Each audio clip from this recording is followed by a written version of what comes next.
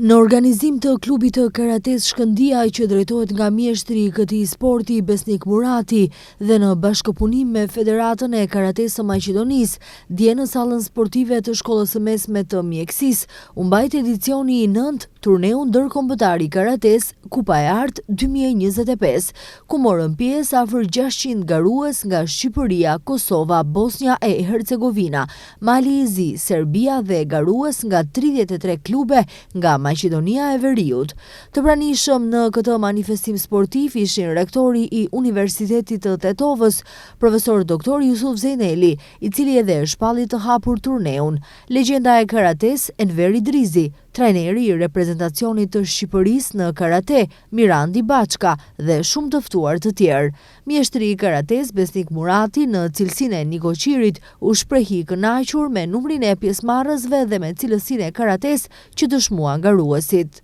Turneu ndërkombëtar Kupa e Artë Tetova 2025 këtë vit, si edhe vitet tjera, është shumë masovik dhe mua para se gjithash më vjen shumë keq që Tetova nuk posedon një palestër më të madhe, me publik më cilësore dhe me një publik që mund të futet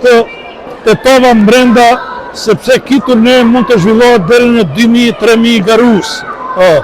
Por na jemi të kënaqur me këtë palestër që na mundson për çdo vit mbajtjen e këtij turneu. Këtë vit pjesëmarrje kanë paraqitur 600 garues, që besojmë me sukses do të krihen deri Kambramja, dhe kënaqësia është e imja dhe gjithë Tetovës të ketë këtë masë të sportistëve, gjyqtarëve dhe mysafirëve. Unë shprehi kënaqësinë time si udhëheqës drejtues i klubit Karate Shkëndia, por edhe si qytetari i Tetovës,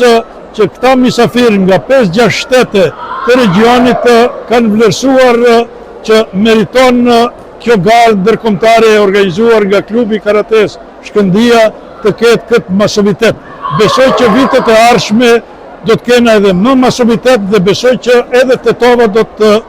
ndërton një palestër serioze që do të mundet të gjithë ndeshjet, jo vetëm në karate, por edhe në handball, basketball,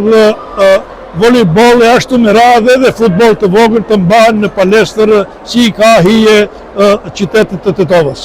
Organizatori i klubi i karates Shkëndia ndau kupa për 2 ekipet me më shumë garues, si klubin e karates Liria nga Istoku i Kosovës dhe klubin e karates Forca të Shkupit. Me plaket për krahjen e nderuan rektori i UT-s Jusuf Zejneli, legjenda e karates Enver Idrizi, doktor Roland Alili, profesor doktor Driton Selmani dhe Efraim Murseli. Të gjithë fituesit në kategoritë përkatëse në disciplinat kata dhe kumite për djem dhe vajza u shpërblyen me medalje dhe mirënjohje.